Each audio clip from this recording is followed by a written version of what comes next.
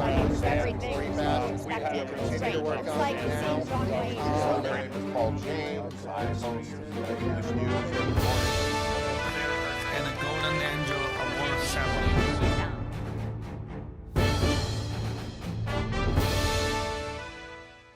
Hello, dear friends, lovely audiences, my dear brothers and sisters of California.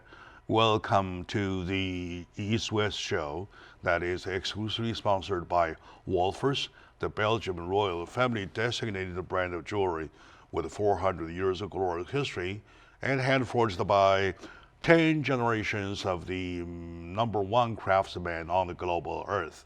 Together, the name of Wolfers stands as a testimony to the spectacular and the share for the royal glory. Back to the show.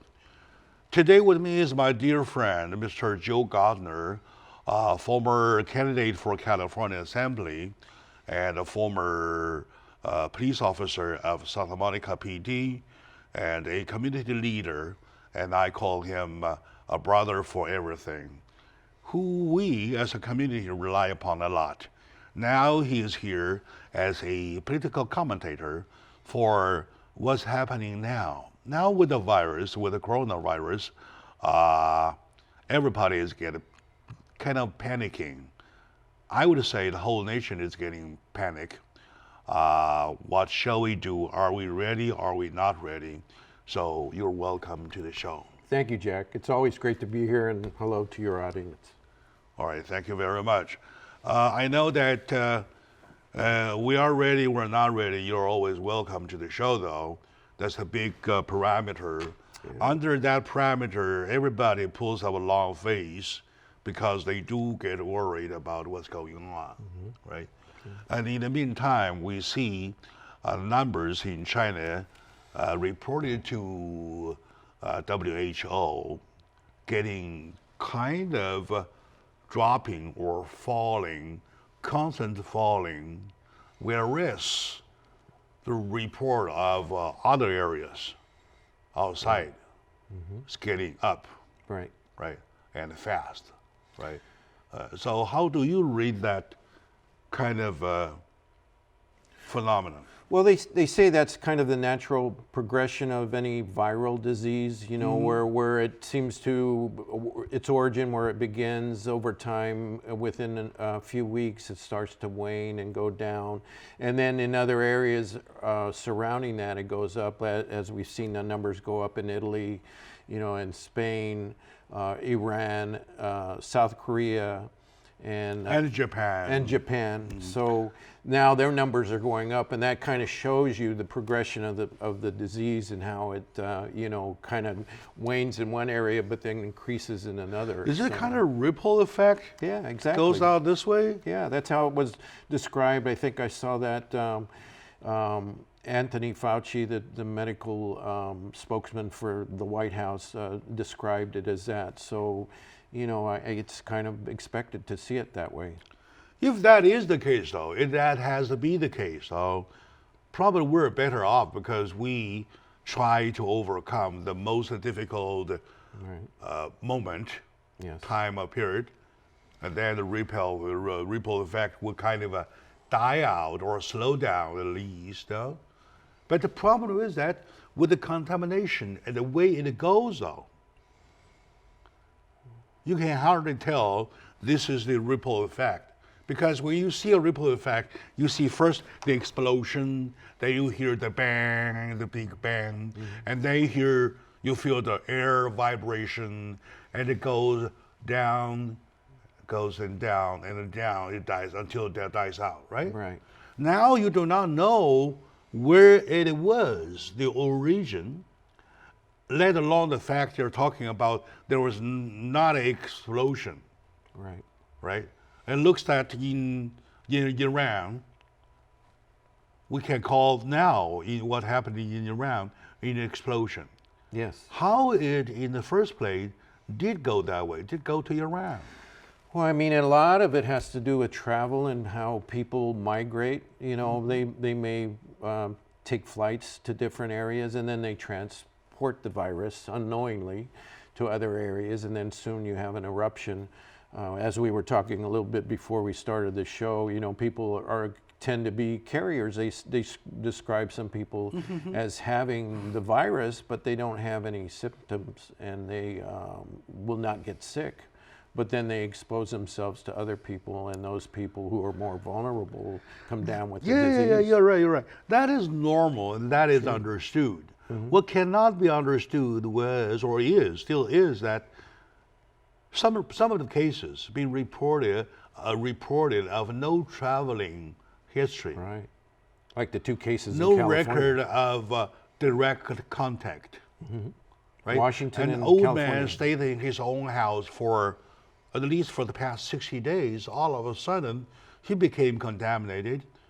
How come? Yeah. How could it happen? Yeah, So that's that is the risky part. Yeah, that's very interesting how that would occur, and I'm sure that medical professionals are scrambling to figure that out, because you described that's what happened to the person in Washington State who recently passed away. Yeah. And the one in California, the same thing, passed away, and they had no exposure or travel that they would make it clear they got it from the community somehow. Or could it be the fact, or the assumed fact that this kind of virus has the ability of transmitting the disease through contact, non-contact, on the surface, or not on the surface, and even floating in the air. Yeah, and some of the provisions that they describe to prevent yourself from getting sick is not to frequent hand washing, right? You wash your hands frequently throughout the day, especially when you have contact with people or something like that. They also say, don't touch your face, because if you touch your face, it could get into your eyes or into your nasal passages. What's unique about this disease is once it gets into your system, it kind of manifests itself in your lungs, and that's where it multiplies and causes respiratory distress. It looks like that kind of virus has the ability of spearheading to your lung system. Right. Focused on the lungs. It focuses and it points at your lung, through a number of means of transmitting. Right.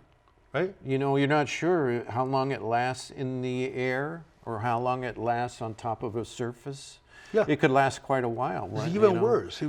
Remember, in the early days was said that about a week, and then it was increased to be 2 weeks. Right. And that's why they designed the quarantine time to be 14 days, 2 weeks. And now there are cases reported 3 weeks, 3rd week, 4 weeks, Wow. That's a long or even time. more. That's a long time.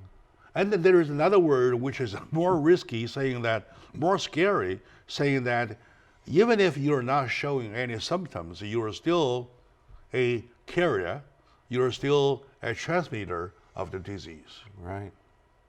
Have you, I know you're a little older than I am in your life, experienced or heard anything of the same nature, same kind, or similar kind? Well, just the regular flu. We always were concerned about that. When we worked with homeless people in the street, there was always a concern about getting diseases from those people. And some of our officers, unfortunately, came down with some illnesses related to being on the street. Officers that worked in that particular field, I know myself, we had a lot of protocols to make sure that we had the latex gloves, we had the mask, we took precautions, carried around hand sanitizer, and every time we contacted someone in the street, we would make sure we take care of ourselves. Baby wipes was another thing, to clean down surfaces. So, and it does happen, But the problem is that the flu is one thing. We always, in our lifetime, has been hit by flu several times, right? So this year you hit a flu, you're hit by flu, and next year there's a new kind of flu. And before the flu arrives, the new vaccine was developed and waiting already. So that's why my doctor called me and say, hey, you owe me this year's infection, vaccine shot. Right. Right? So I took it. That was last September.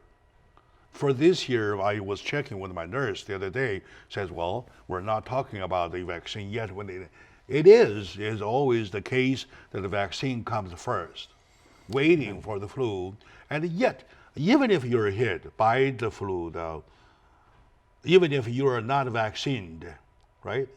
So it takes about 1 week or 10 days. It goes away. You're not dying. Right. You don't die from it. Right. But this thing is that it looks like a flu, but it is so devastating, nobody can survive. Yeah, and that's the real concerning part about this is that there is no vaccine for this new kind of virus, and so that raises a lot of questions and a lot of concerns for people, because if you can't find a cure, if you can't find a vaccine that's going to help you, then what do you do next? So that's what makes this particular virus more of a concern. Oh my God, my dear friend, my lovely audience, today with my brother Joe Gardner. Of course, none of us are in the field of biochemistry or whatsoever in the area, but we're one of the average people who care about, who are worried so much about people around us, about ourselves. Should we survive? Should we not? And how, if we can survive? So let's take a moment out. We come back to continue right away from the point we just leave here saying that our own hope, our last hope, our only hope is to pin on vaccines and the cure medication. So stay with us. We will be right back, please. Le bijou icône de Philippe Wolfers qui date de 1902. Il faut la regarder contre la lumière pour avoir toutes les couleurs de ce bijou qui est extraordinaire. Avec les opales, c'est un thème très à la mode, à la période Art Nouveau. On voit en argenterie, mais aussi en peinture. Et ça a à voir aussi quelque chose un peu symbolique. Un libellule, c'est très belle quand on la voit de loin, mais quand on l'approche, c'est comme un dragon en anglais. On dit un dragonfly. C'est une des grandes figures de l'Art Nouveau. Et cette pièce, mieux que n'importe quelle autre, témoigne de sa virtuosité. L'opulence, le raffinement, les courbes et les couleurs, et puis le thème aussi, qui raconte une époque. Libellule a été réinterprétée, plus légère, mais c'est bien à son aïeul qu'elle fait référence, une pièce désormais accessible à tous, puisqu'elle est passée de la boutique au musée.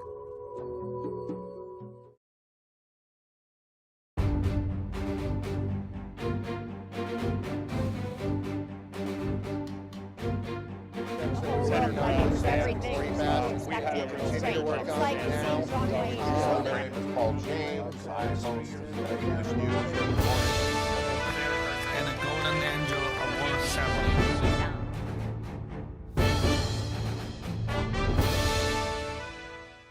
Hello, dear friends, lovely audiences. Welcome back to the show, my dear brothers, sisters, I would say fellow Californians, or now we can say fellow Americans, because we're talking about whole America. We are in a period, I hate to call it pandemic, but it's not a pandemic yet, but epidemically, it is something that really have to raise the concern.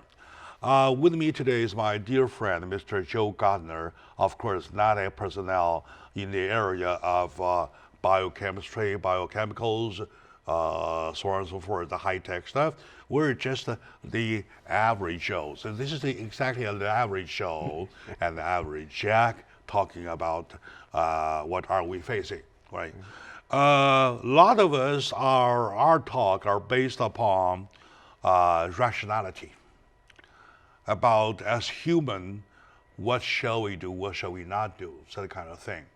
To stick to one point where we just left was that at this moment, we had nothing to pin our hope on except the vaccine, right?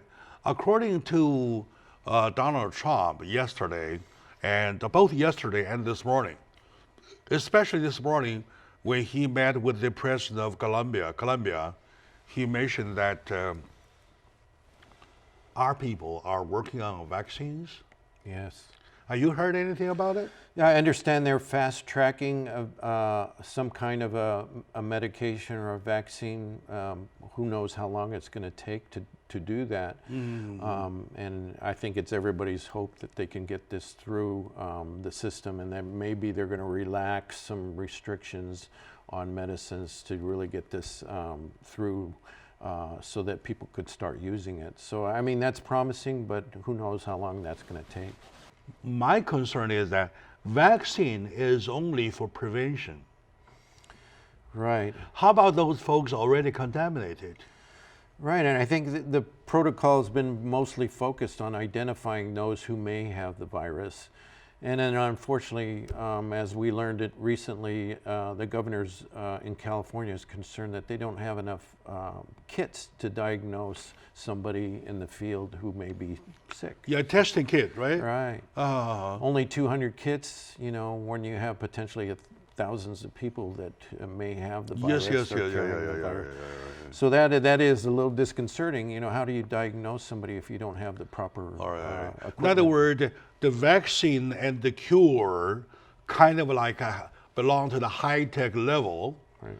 At the middle range, and even the bottom line, though, we need face masks.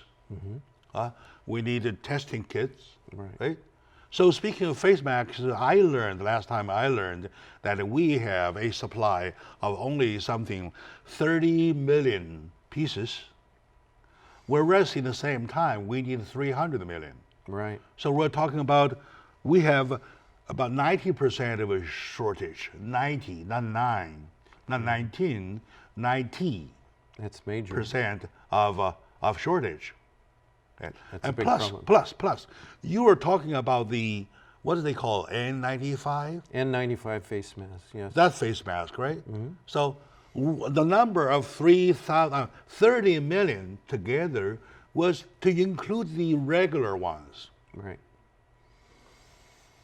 So those are the ones used for the vacuuming environment, Right. for professionals. Industrial use, mostly. No, industrial uses called those that you can buy at a Home Depot, Right. right? Those are the medical use for physicians, especially for physicians in a vacuum environment, in which air goes in only, not going out. Right. That kind of environment. So we have a shortage. An acute shortage. Yeah. Shortage number 2, we have the test kit shortage.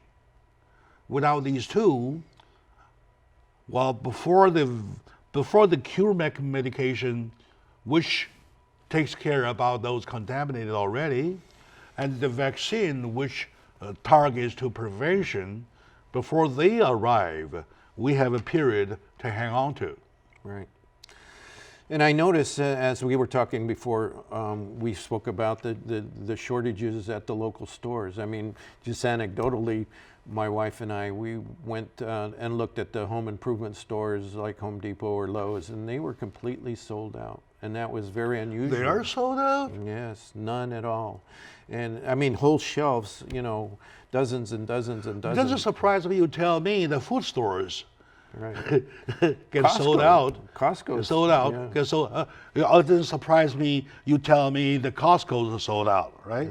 Even Costco, you should look at those if they're sold out on jeans. Right. That really surprises me, Right. right? So you're talking about basic for survivals. Now we're talking about Home Depot. So for Home Depot, why they need those lumbers and nails and hammers for? Yeah, I mean, it's funny that you know, there would be a run on items like that. I mean, I guess it would be expected to see N95 masks being sold out, and that illustrates that people are very concerned about the virus. Again, it's kind of the panic spread. Right. The panic spreading.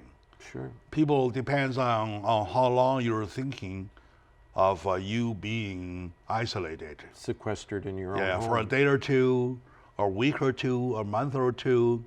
So if they're thinking about a year or two, though, that's gonna be something that they need everything. They need toilet paper, Right. right? And you're talking 30 days? That's a long time Yeah, for the other someone day to I heard that Costco sold out on toilet paper. Yeah. The paper towel, the tall thing, the paper towel, toilet paper, they get sold out. Yeah, people are really concerned. I truly believe that. I know that the canned food, bottled milk, no, they don't last long, right? Dried noodles, even the instant noodles. What else? Can we just stay home for a month to rely upon to stay alive with? Right. So those are the things. Oh yes, water, Water's bottled very water, important. Yeah. right? If you have plenty supply of bottled water, where you have canned food, you have dehydrated vegetables, and you have some like in my case, I live on instant noodles, so they are handy, Yeah. right? So When you're hungry. yeah, you can survive. You can survive, but if the situation gets prolonged, you're talking about a nutrition problem, right? Right. You're talking about your nutritious balance. Yeah, very important. But we live in a state that we should always be thinking about having a supply of food because of earthquakes, right? We always think about earthquakes and, the fact that if we have a major earthquake and you're not able to get to the store, you can't travel on roads, or the stores are damaged in a big shaker, and it will take many days or many weeks maybe to recover from that. You need to have food supply. Right? However, earthquakes are kind of a temporary relatively. Sure. Yeah. Right?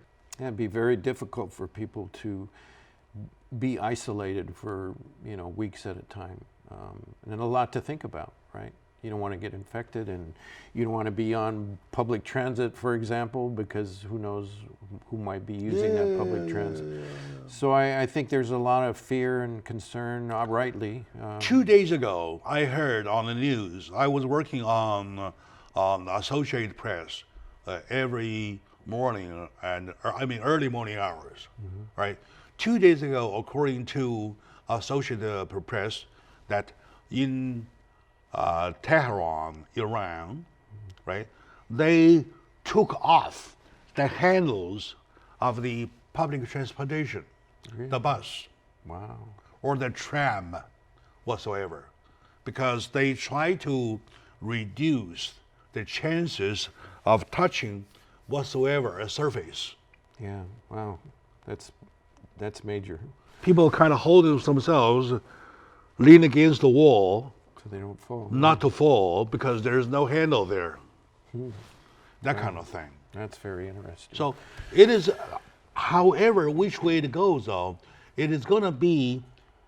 Last time I read an essay, last night I read an essay, says that going to be much worse than an earthquake. And it, only because of that mere fact that it could go on for weeks at a time, and Oh, yeah. that's This the real consideration is only based upon, let's say, 2 weeks. yeah. What if 2 months? All right, let's take a moment out. We come back to continue right away, because we have lots of folks to worry in addition to ourselves. I'll give you a hint. How about our folks on the street who are homeless already?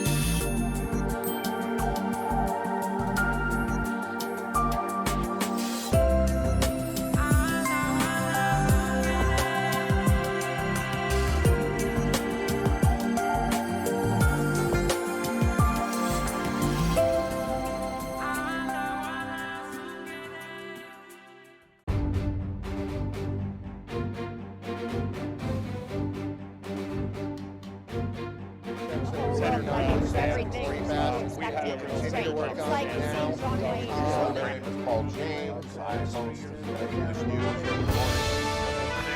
And a golden angel award ceremony.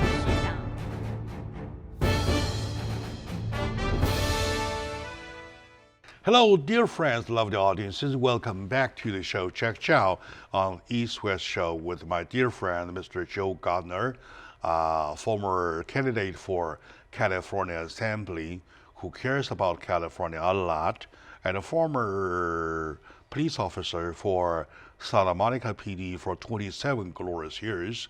And after retirement, never took a respite, went on public service since then. Right? Now he is the chair of Los Angeles County Probation Committee, and in the meantime, he wears several hats in the community for nonprofit. So, sir, welcome back to the show. Thank you, Joe.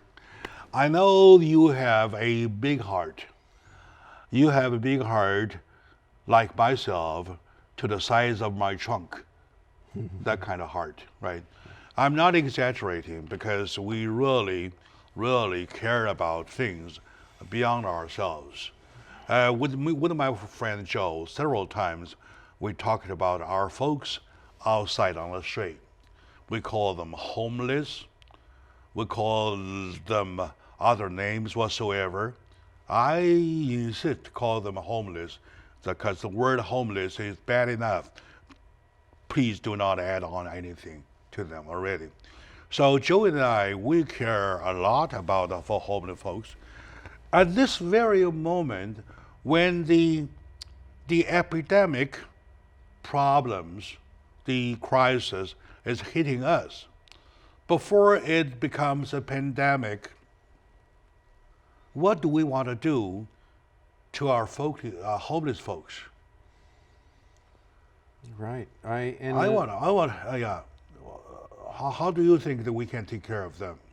Well, I think it's important, as we should have done all along for many years, if not a few decades, is really work on getting those folks off the street, and that, getting out there with medical professionals to identify those who are really vulnerable, who may be already sick, who live in such conditions that will probably make them prone to get sick, and move those people into care, because the sooner you do that, the less chance you have of spreading a pandemic, spreading disease. And as we know now, there are some, in parts of the city of LA and especially Skid Row, there's a lot of conditions that would breed disease and vermin that would really have a detrimental effect on everybody in the community. I agree. Rats, bugs, fleas, ticks, and that spread disease.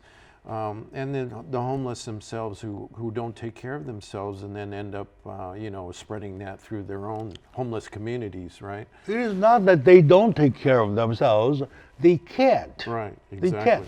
For example, now we're talking about wash your hands with soap as often as possible. Every time you wash at least 20 seconds. Okay, we do it. Take a shower at least every day. Make sure you keep yourself very clean. Always wash yourself one way or the other after you're touching something else rather than your own body. And even your own body, try not to touch your eyes, your nose. In other words, you're open. Right. All right? Okay, now, how those folks, those homeless folks, can do that? Yeah, Can they wash their hands as often as possible? No. Once they do, can they wash it for at least 20 seconds? Can they take a shower at least once a day? Can they prevent not touch anything? Can they prevent not even touching their own eyes and mouth, or they're open? Right. How does They have to pee on the street. Right. They have to poo on the street. So in a condition like that, how can they protect themselves? That's one category. Category number two, which is a bigger problem, they are the source, the carriers of the virus. They are the source of contamination. So protecting them is protecting ourselves. Absolutely. Do you think that this is sounding philosophy? Yeah, no, it's very logical, and it's a lot of common sense. I mean, you have to take care of the people on the street so that you would prevent disease from spreading to the common population. And I think it's critical. Unfortunately, I don't think some of the people, especially those in power, don't really think about that. They don't understand how difficult it is for a homeless person to do all those things you described: wash their hands frequently during the day,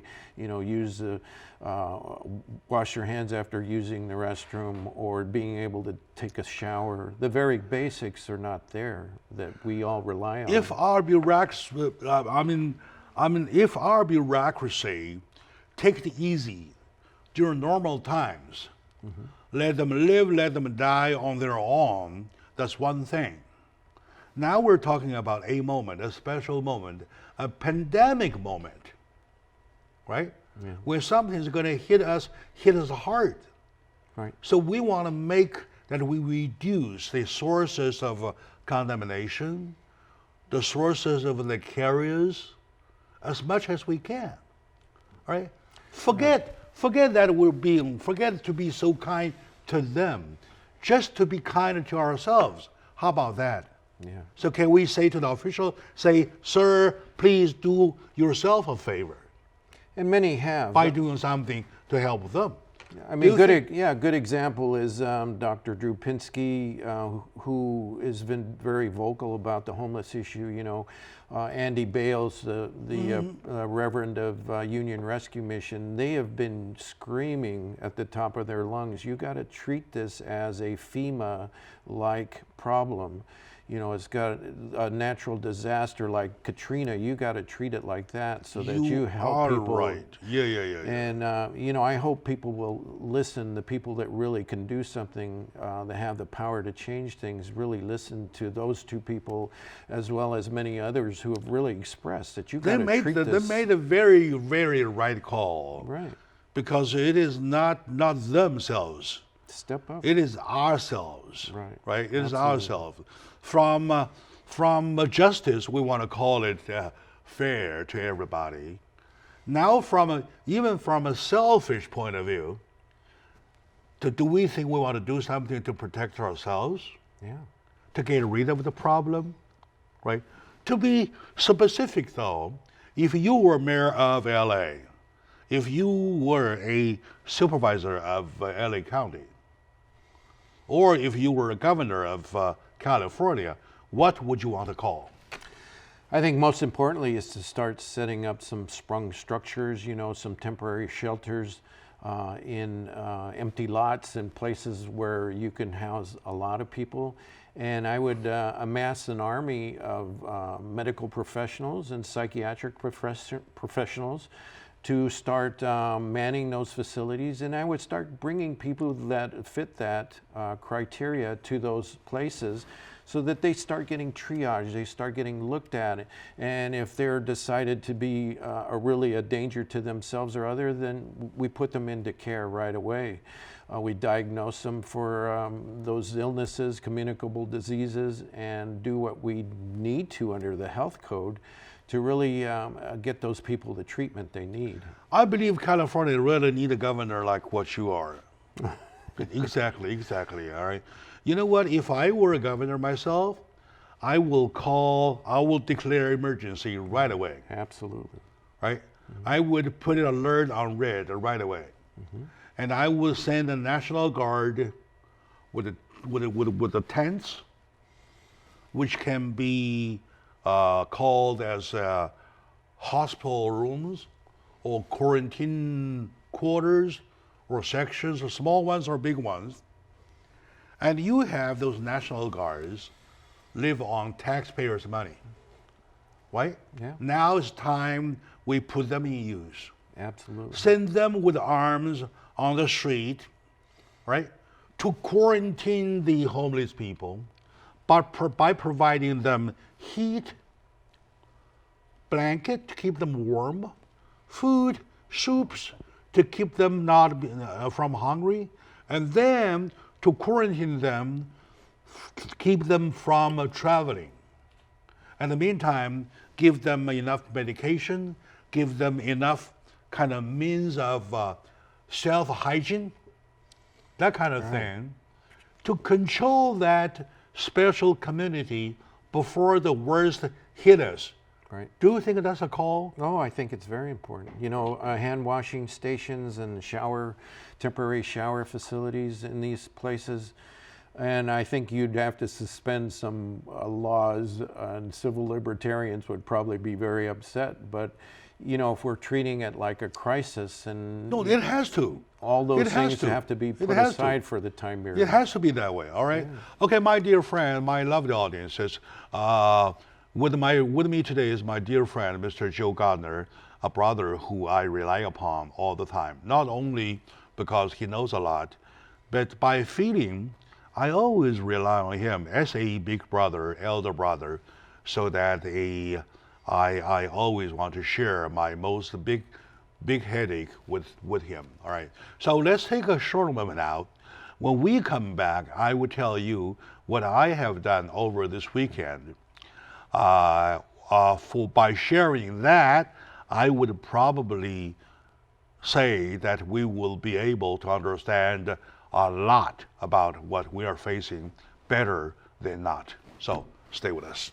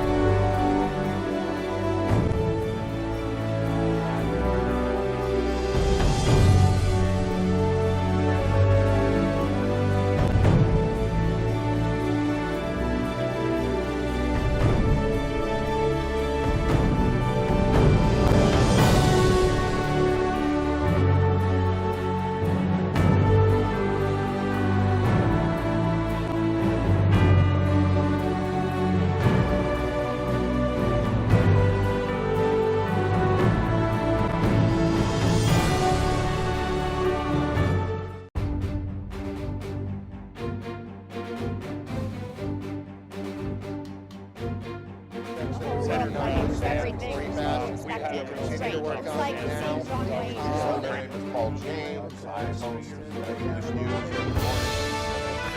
And a Golden Angel Award ceremony.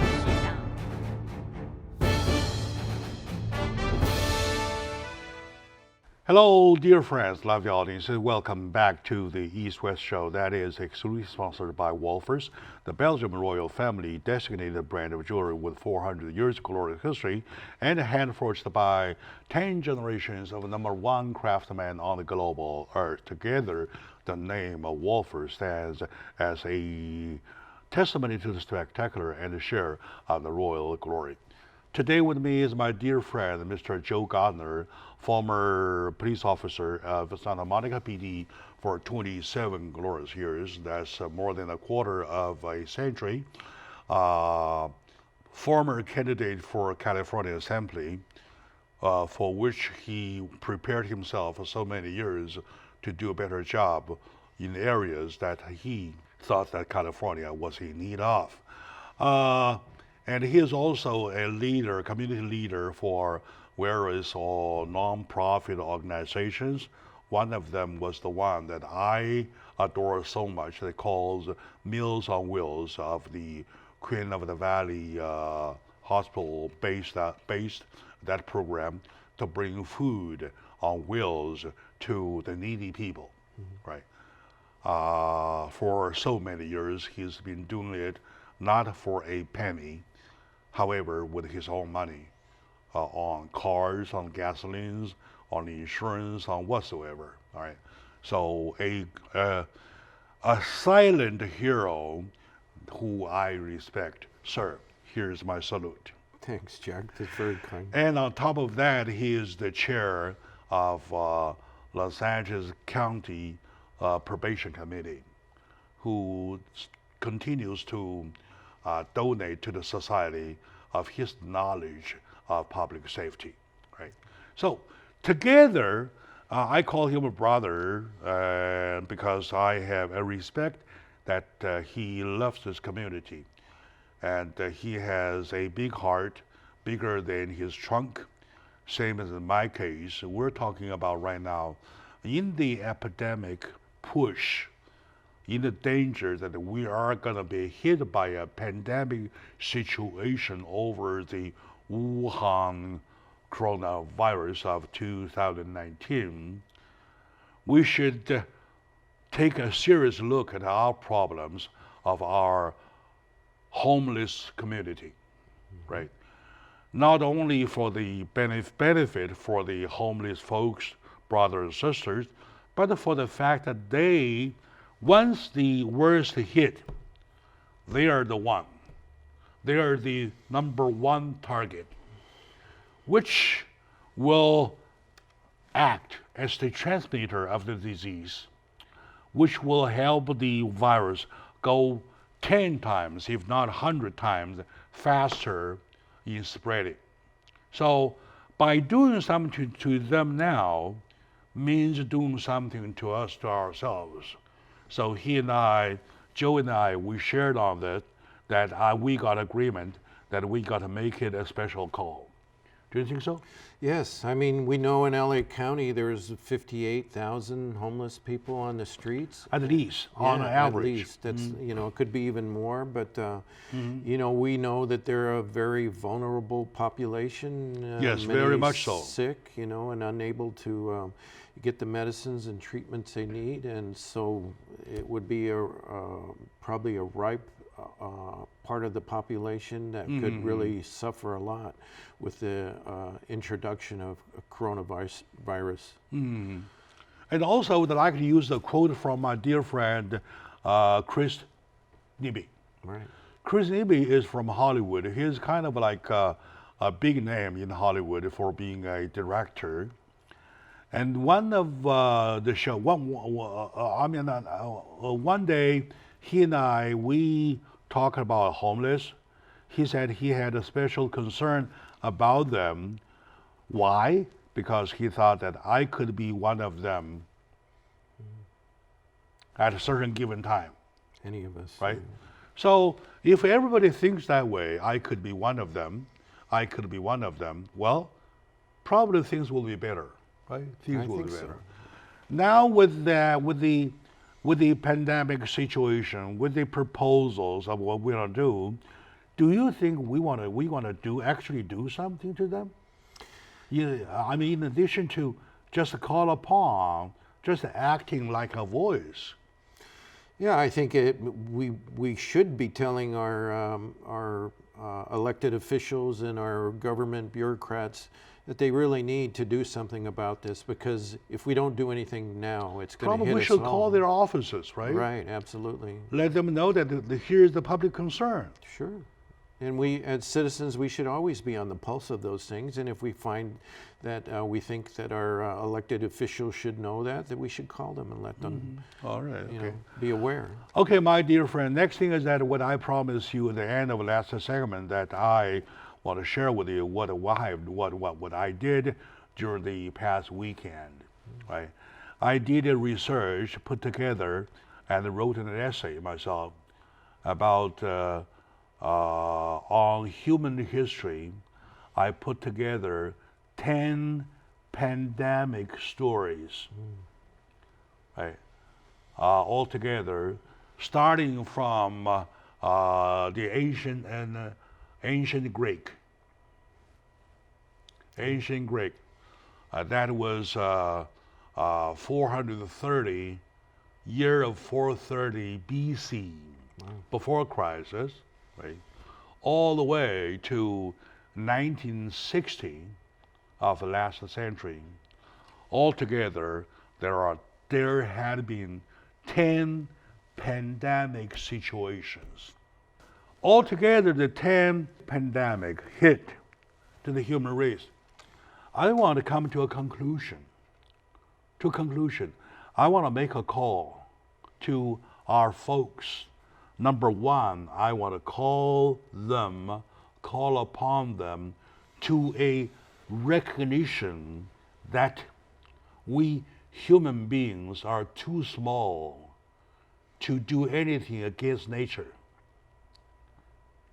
Do you agree? Yeah, I believe that. Yeah, nature is a powerful force, right? Yeah. So with the technology, which is fast developing, with the material supply, which is more than enough, we have surplus flow of what is necessarily needed, right? When the money calls upon people to go crazy and crazier than crazy, we, all of a sudden, human being, with the conquer of the moon, with the to-be conquer of the Mars, we seem to be expanded to number one, to the master of the universe, until something like this hit.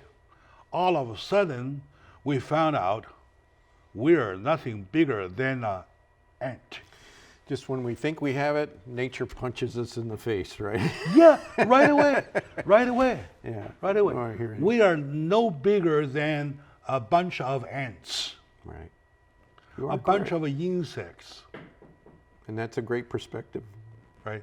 So we need to learn to respect Mother Nature, to respect not even natural disasters. They are our mentors, right? So to learn to behave at least, Right. right? So we want to shrink our lifestyle. At least we want to shrink from a point of not to be dog eating. Am I right? Right. And the bat eating. You know, in some place, some area, people eat bats. Yes, that's where they think this may have started. So. All right, there are more stuff than we could cover within the limited 4 segments. I'm a little over time already. I know for sure, but we want to make sure that my study, my research would mean something. My dear folks, my dear brothers, says, please recognize we are small. Yes. We are very, very small. And when compared to nature, life, so crispy, so weak, and even one thing could stab on us, could smash us within seconds. My dear friend, please be clear-minded, be a smart man, a smart woman, all right? Be restricted and obey Mother Nature, all right? Thank you very much, my dear friend, for watching, and to my friend Joe, thank you for sharing. All right, Thank you, good. Jack.